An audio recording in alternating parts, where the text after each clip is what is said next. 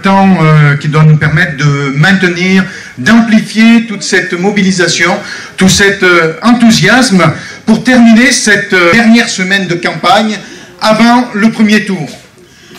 Permettez-moi d'abord d'adresser tous mes remerciements à Cécile pour son investissement dans cette campagne et l'assurer de tout notre soutien. Merci Cécile. Dans le cadre de cette élection régionale, donc pour chacune et chacun d'entre nous, cette participation représente un engagement personnel, bien entendu, mais c'est aussi une décision collective pour porter haut et fort les couleurs de la gauche, les couleurs de notre gauche. Ce sont celles du front de gauche. Le front de gauche que nous promouvons est là pour mobiliser, que ce soit en temps d'élection, comme aujourd'hui, ou hors temps de campagne. Les valeurs que nous portons ne peuvent pas se contenter d'une mise en lumière intermittente. Il nous faut faire preuve de constance pour convaincre et modifier le rapport de force au sein de la démocratie. Aussi en cette période de campagne pour les régionales et sur cette dernière semaine, nous sommes plus que jamais présents et mobilisés.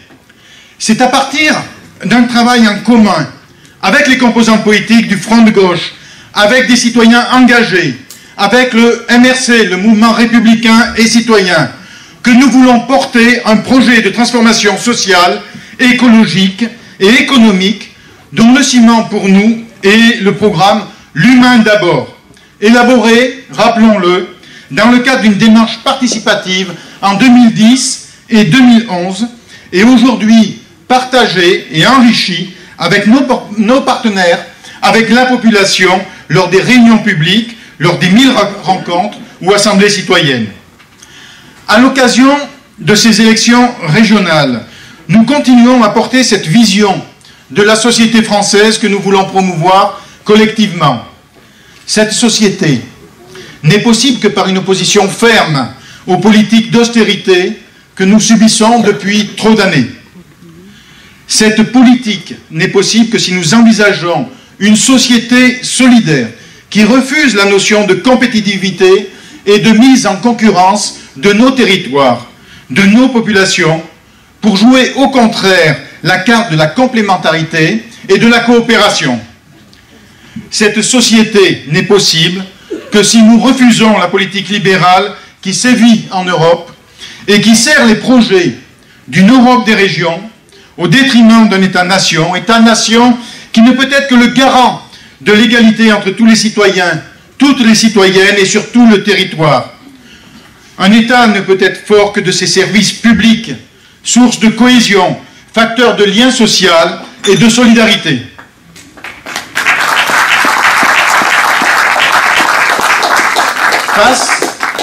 Face à la droite réactionnaire et droite extrême de Laurent Wauquiez,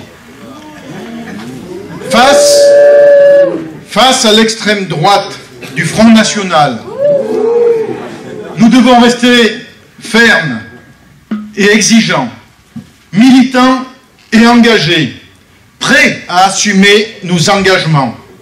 Donc nous sommes et nous serons des élus utiles, aux côtés des salariés, aux côtés des ouvriers, aux côtés des agriculteurs, aux côtés des agents du service public pour défendre le pouvoir d'achat. Nous avons besoin de relever la tête, de construire autre chose et d'exiger du respect pour nos emplois, du respect pour notre travail, du respect pour nos territoires, du respect pour nos services publics, pour notre République et enfin pour notre planète. Au cœur de cette campagne, nous nous retrouvons pleinement autour des 4 grandes ambitions annoncées pour faire de Rhône-Alpes-Auvergne ou Auvergne-Rhône-Alpes une région qui fait de l'emploi sa priorité. Une région qui construit de l'égalité entre ses territoires. Une région solidaire pour le bien vivre. Une région citoyenne, fondée sur les valeurs de notre République, liberté, égalité, fraternité, auxquelles nous pouvons y associer la laïcité et l'éducation populaire.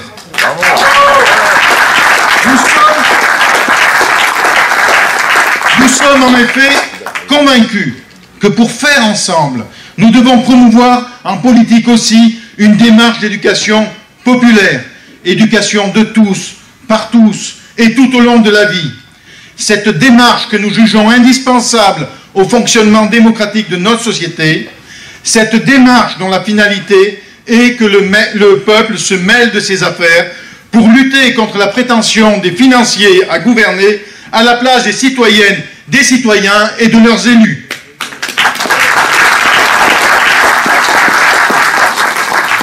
Mais voilà, je ne peux pas ne pas vous parler de Wauquiez.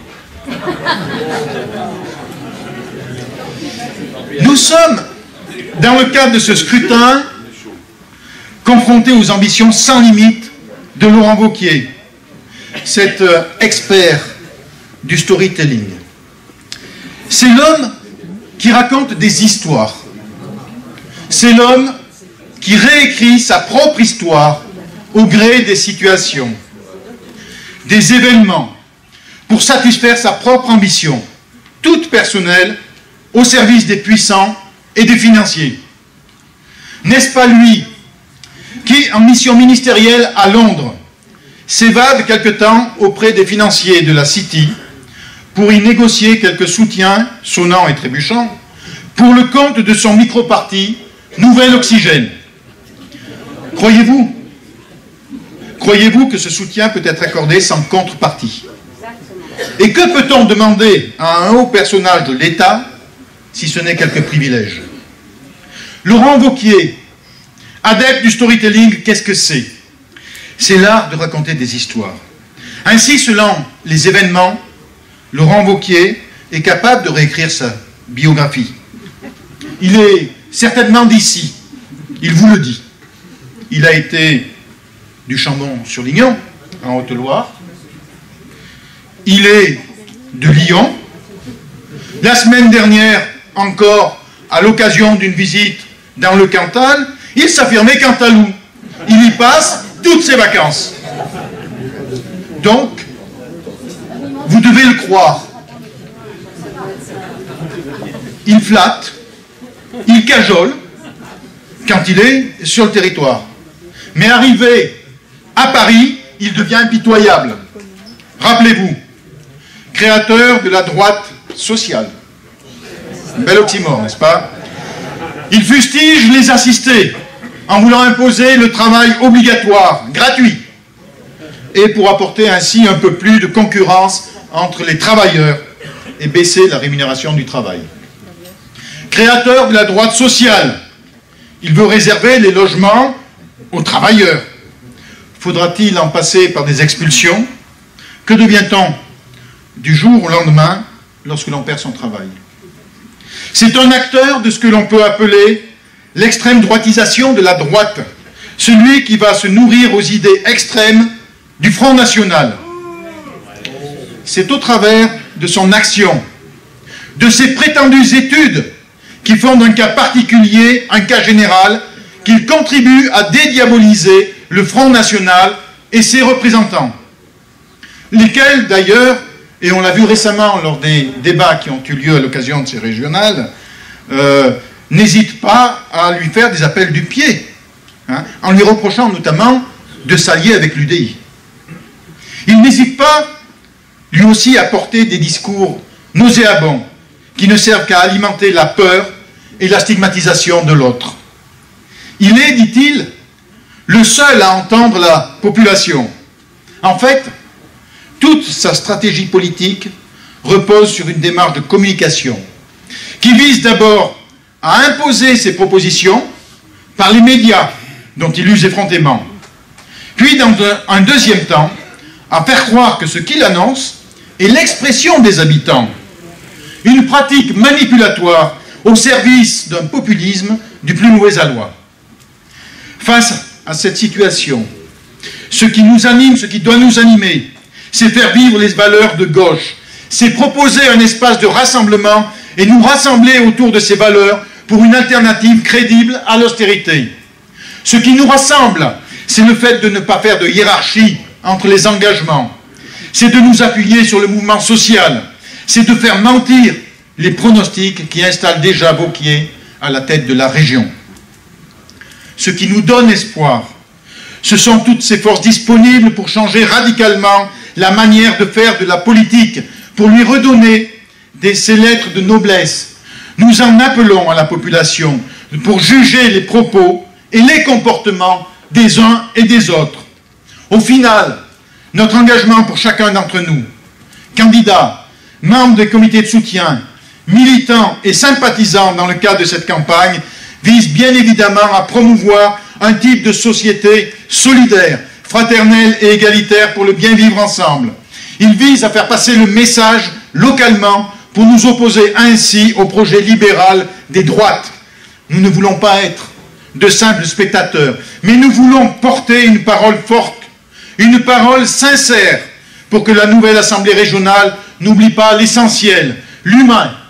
L'humain avant tout pour que personne ne reste au bord de la route. L'humain d'abord avec la gauche républicaine et sociale. C'est l'envie de faire ensemble. C'est faire de la politique pour changer nos vies. C'est l'ambition de répondre aux besoins des citoyens et répondre avec eux à ces besoins. L'humain d'abord avec la gauche républicaine et sociale, et c'est surtout à tes côtés, Cécile, c'est l'assurance de faire une campagne dynamique, et nous savons tous que nous pouvons compter sur toi. Aussi, dimanche, nous ferons voter pour la liste l'humain d'abord avec la gauche républicaine et sociale, emmenée par Cécile. Merci.